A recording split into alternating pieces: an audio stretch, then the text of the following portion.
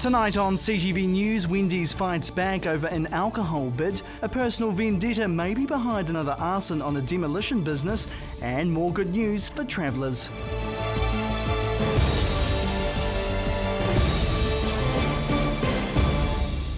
Kia ora, good evening. Welcome to CTV News at the new time of 5:30. Well, the Christchurch fast food outlet has fought back after applying for a liquor licence at their Hornbury restaurant. And local residents and shop owners are not all happy about it. Chelsea Daniels has the latest. A Wendy's fast food outlet wants to start selling alcohol, but the move has been met with fierce resistance. But we don't think it's appropriate in Hornbury, and I don't think New Zealand, if we were to check with the whole population of New Zealand, I don't think there'd be much support for it at all. Wendy's Hornby have applied for a liquor licence, which would allow the restaurant to serve alcohol from 8 a.m. to 11 p.m. Our target audience has always been 18 years and over. We've never targeted children. So, yes, we do get families that come in, but I can't see a big issue of dad having a beer or mum and dad having a beer and the kids having their beverage while they eat their burger. They will not be. We don't intend on having people come there and sit all night drinking beer after beer after beer. Despite the public outcry, Wendy's are still assured the proposal will go through. We're fairly confident that selling a beer with a burger is something that's wanted and something that we can do responsibly and easily within our restaurants. And she says if the application is successful, they will be looking to implement the change in all stores across New Zealand. But residents and shop owners alike aren't fond of the idea, petitioning against the fast food joint getting their licence. Not one of those shop owners think it's a good idea. They think it's going to alter the culture of the whole retail precinct behind us. So I've been to Harvey Norman's and the cycle shop and the shoe shop and, all of those, the pet shop, the whole lot have been there, and not one of them think it's a good idea. And Morris says the area doesn't want to be known to be the first in New Zealand to welcome alcohol into fast food joints. We don't know why Wendy's is doing it, and our community board don't want this. We don't want to be seen to be setting a precedent in New Zealand for burger bars. The submission process to gauge the public's reaction to the proposal ends at the end of this month. I've spoken to Senior Sergeant Gordon Spite from the police, and he's really, really concerned about it as well, and has said for me to get as many people in the community to make submissions in opposition to this as we possibly can. Hornby Community Ministry Director for the Salvation Army, Eric Turner, says more and more people are facing damaging effects of alcohol addiction in our city. We're constantly working with people, trying to help them clean up a terrible state that they end up in with the addiction side. And it's not one that's often talked about. We really need to do more and more to try and prevent people from getting into the addiction side of alcohol and other drugs as well. But in this situation, we're talking about alcohol, and just chucking it in front of people here again it's just not necessary. Turner says they will be looking to oppose the application. I was very surprised, actually.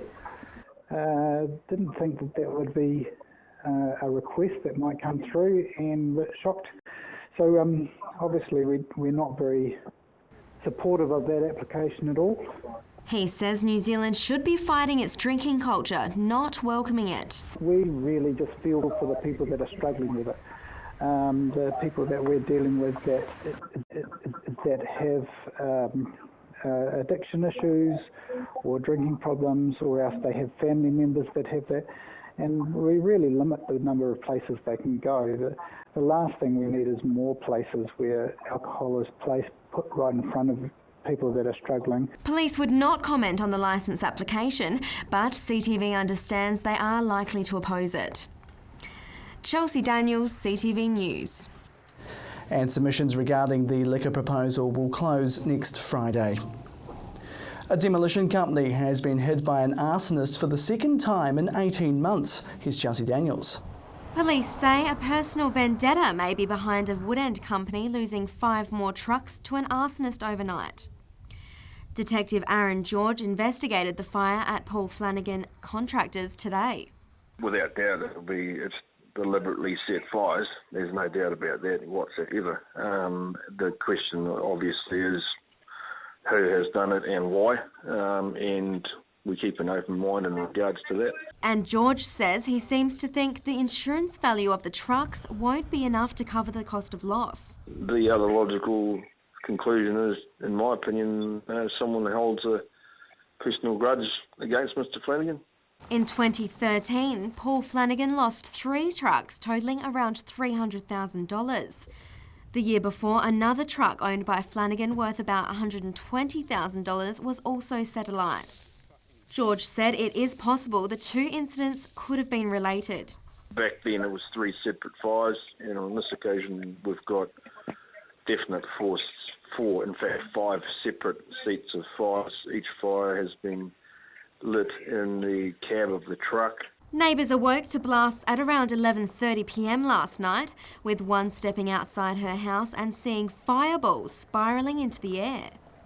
She called emergency services and says 5 to 6 fire trucks arrived at the scene very quickly. Initially it was reported as a vegetation fire, then it was upgraded to a property fire, as in a house fire, and once we got down the track we found out it was something entirely different, but just a row of trucks and another truck on fire. So yeah, no, it wasn't what we initially expected, but the officer on the first truck that had been to the previous fire, it was a bit of deja vu. Grant says the fire team left the scene at around 3:30 a.m. this morning. Owner Paul Flanagan is currently holidaying in the UK, but has been made aware of the news by workers for his contracting company. They are not sure when he will return and couldn't be contacted for questioning. Chelsea Daniels, CTV News. Christchurch City councillors are often the brunt of public criticism. They earn too much, they don't work hard enough, and they haven't done enough to rebuild the city since the earthquakes. But it seems many locals actually want more of them around the council table. Over the past 2 days, hearings have been held over the issue. More than half of the nearly 130 public submissions want to see the number of councillors increased by 1 to 3, seeing up to 16 around the council chamber.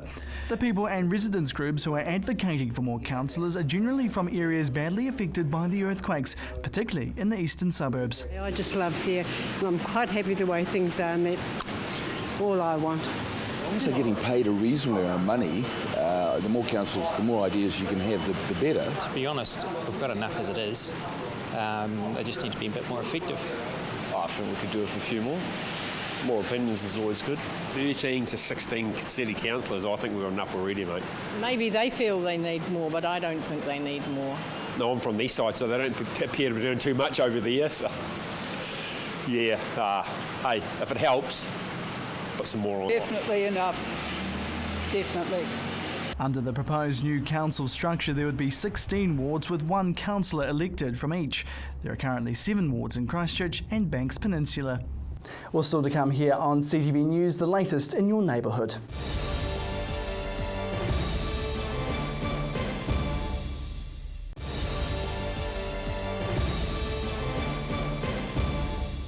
Welcome back to CTV News. There were celebrations galore at Christchurch International Airport when a China Airlines plane touched down.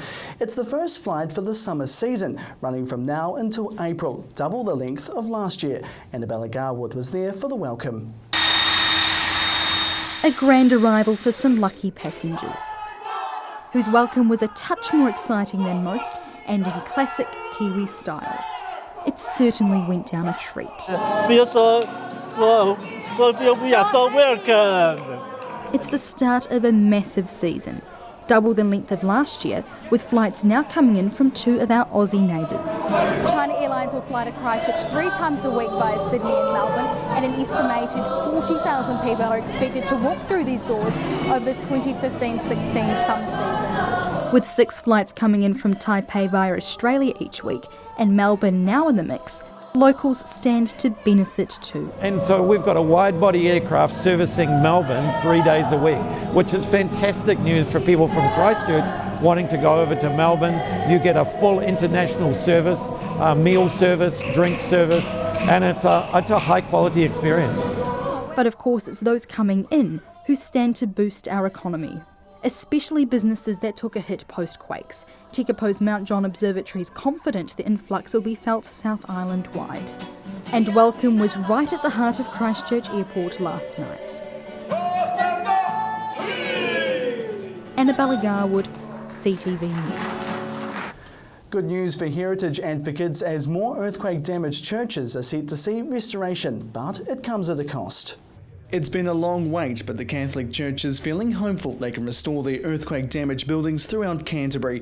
Originally, 11 were likely to be saved from demolition out of 13 churches, but an international architect has been working with the diocese and has shone some positive light onto the others. We're really looking to see, well, what is it that we can do? So we're very buoyed by the result for the cathedral. Let's see what we can do now for all the other churches. More than $100 million will be spent over the next 15 years to restore the churches throughout the region and bring some others up to earthquake code. I think we've taken quite a different view of our heritage spaces since looking at the options for the cathedral.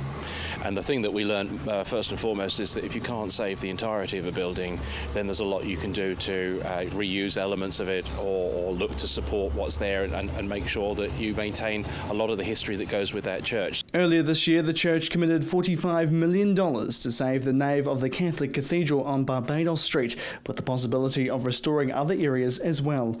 The first phase of some of the buildings have already started in Temuka and Leaston, with 2 still needing to be finalised. There's no real priority for us. I mean, we treat any building that's got heritage and history or is seen as value to the community the same. For us, the prioritisation has been around trying to get people back into churches that were closed.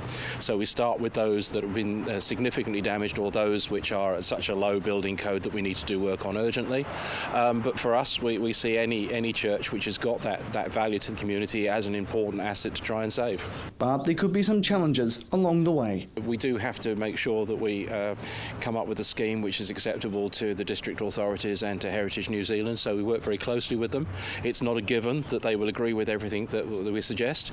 In most instances, they will offer a valuable input as to looking harder and further as to what we can achieve. So in all of these instances, we still have to go through resource and building consent to make sure that we follow the rules.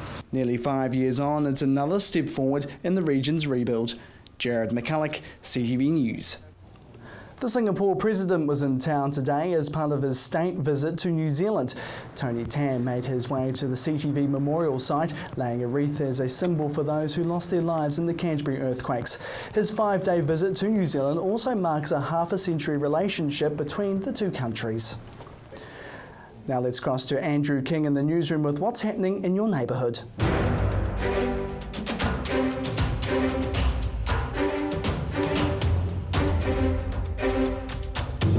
Thanks, Jared. I'm Andrew King. Construction on booming Rolleston's new high school is progressing swiftly. 1,100 students are expected to be on the roll, but there is a capacity for 1,800 as the town expands rapidly. The concrete foundations have been poured for the 2-storey building, a notable milestone for the project. Rolleston College is scheduled to be completed over the next year and ready to open in 2017. Establishment Board of Trustees Chairwoman Jackie Freeman said progress was also being made away from the construction site. The board was meeting regularly, with the subject of what the school uniform will look like being the hottest topic. A community drop-in session for parents to meet Principal Steve Seville will be held on November 26. Cashmere residents are angry that monitoring of a smell from a retirement village has stopped. Chemical-like odours wafting from the Rose Street's Cashmere View Retirement Village kitchen and laundry have irritated and upset residents for the past 3 years. But now ECAN says they are no longer monitoring the site, angering residents who say the steak, though lessened, still remains. An abatement notice was served by ECAN in October last year, ordering that the offensive odour discharges from the site cease by November 7. Retirement home owners Bupa installed a new kitchen filter and laundry wash side filters in May and made alterations to the kitchen and laundry to try combat the problem. ECAN Resource Management Act Monitoring and Compliance Regional Manager Marty Mortero said resources have been assigned to more serious issues. People living close to the beach aren't that happy to have Linwood included in their proposed new ward. That's because those living in the Far East believe Linwood people don't have the same earthquake issues. They are worried that it will water down their arguments to the City Council if Linwood is included in the new ward. Resident associations have opposed new ward boundaries in submissions released last week. The City Council has proposed to change ward boundaries, which means Linwood, Burwood and Coastal will be all combined. Each area would have a City Councillor, and presently wards are Burwood Pegasus and Hagley Ferrymead. Hearings began on the proposals today. Resident groups say Linwood does not have the same flooding and coastal hazard problems after the February 2011 earthquake that the coastal suburbs are facing. Addington residents are worried an increase in traffic and speed on its residential street is putting cyclists and pedestrians in danger. Since more businesses have moved into the area, the volume of vehicles using Ward Street has increased, and so has the speed they travel. The Addington Residents Association voiced their concerns to the Spraden Heathcote Community Board about the street which runs between Selwyn Street and Church Square. The board also asked the City Council to look into whether something could be done to make the street safer. The City Council will now investigate whether any traffic calming measures can be installed on the street. This is your Neighbourhood News. I'm Andrew King.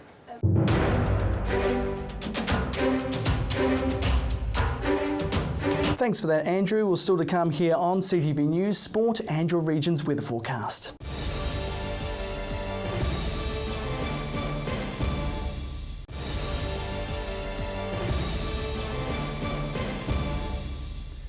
Welcome back to CTV News. To sport now, and the Crusaders have announced their squad for next year's Super Rugby campaign. Gordon Finlater caught up with two of the team's new faces at Rugby Park. With a large contingent of long-time Crusaders heading overseas, coach Todd Blackadder is looking forward to working with what is very much a new-look side. With everything that we've done in the past, we've had a lot of experience here. It hasn't really sort of meant that we've won any titles, even with all the experience that we've had. So we knew coming into this year we need to change the profile of the team. We've got a bigger backline, more powerful players, and also too we've got 11 new guys. So we talk about a fresh start, and it's certainly going to be. Mitchell Hunt is one of those 11 new faces. Having experience at first five and fullback, the former Nelson College player is hopeful of emulating the 9-10 combination from his high school days with Mitchell Drummond. Yeah, we've been in talks. We've been talking a fair bit lately, which is cool. But yeah, obviously haven't played with him since school.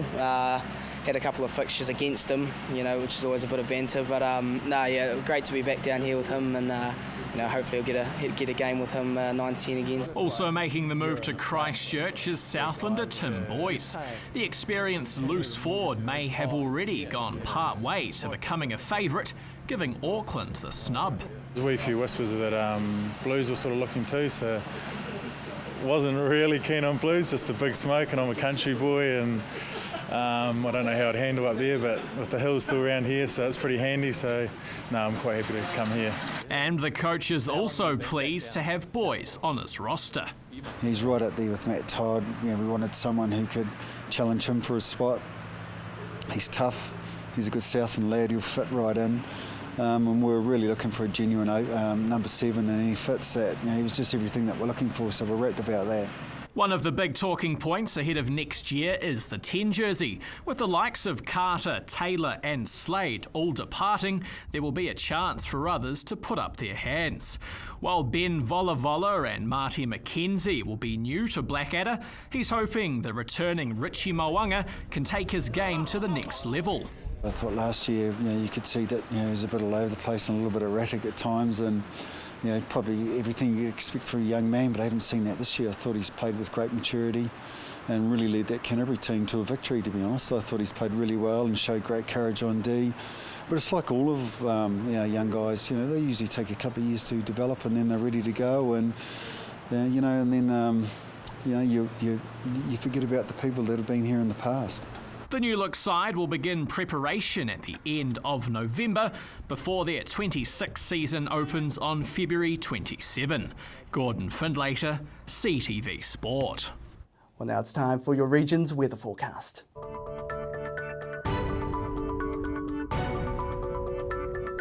Kia ora Canterbury. Well, today it was a little bit cooler out there, quite chilly with rain frequent for most places across the region and chilly winds. Today's highs first up though, 15 degrees for you Timaru and Temuka, 14 there for you Twizel. A little bit more for South Canterbury as we head to Central Canterbury, just 13 degrees for you Christchurch, 15 for Ashburton and 14 there for Methven, actually on 12 degrees today Darfield.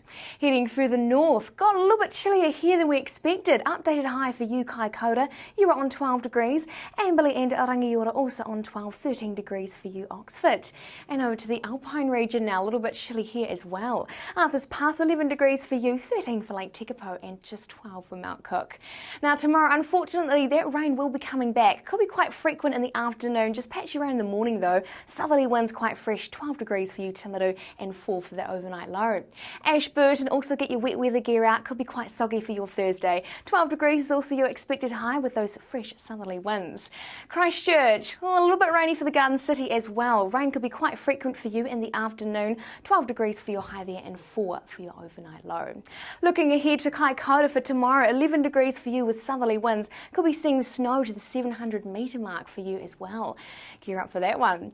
Now looking ahead for everyone else, southerly winds here for South Canterbury, 11 degrees for you Waimate. Central Canterbury, we're also expecting these southerlies to come through and steady rain in the afternoon, patchy in the morning. 11 degrees for you Akarawa and Leeson and 12 for Methven. Heading further north, chilly one for your Thursday as well. Southerly winds across the board here, cloudy skies with rain, particularly for inland places, and that could be a little bit heavy in the afternoon. Looking over to the Alpine region, it's looking chilly for you Arthur's Pass, just 6 degrees for your high there, 8 for Lake Tekapo and 9 for Mount Cook. The good news is it does get better. Friday we're seeing lovely sunshine coming through. Cloudy skies in the morning, but that should be burning off with that sunshine coming through in the afternoon. 15 degrees for the high for all of the major centres here. Flipping over to Saturday now, looking great for that weekend. Lovely and fine and settled. 19 degrees for you Kaikoura and 18 for Christchurch. Northeasterlies for Kaikoura, but just light winds for everyone else. Looking ahead for the rest of the Canterbury region, Friday is looking really nice. We're seeing that sunshine coming through, particularly in the afternoon, and light winds breezing on through. On Saturday, light winds are here again. We're also seeing lots of sunshine and a few afternoon sea breezes later on. Look at that sunshine for North Canterbury there, lots of blue skies for your weekend. So unfortunately tomorrow we are expecting that rain to come through, so make sure you've got your wet weather gear, particularly for those inland places. Could be patchy rain for everyone else and cold southerly winds. Looking good for Friday and the weekend though. And that's your update for Wednesday.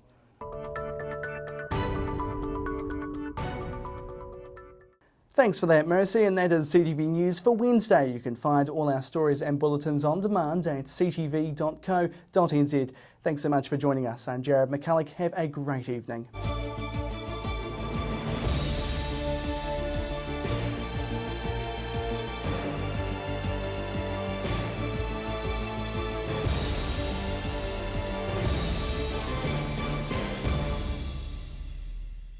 Supporting local content so you can see more of New Zealand on air.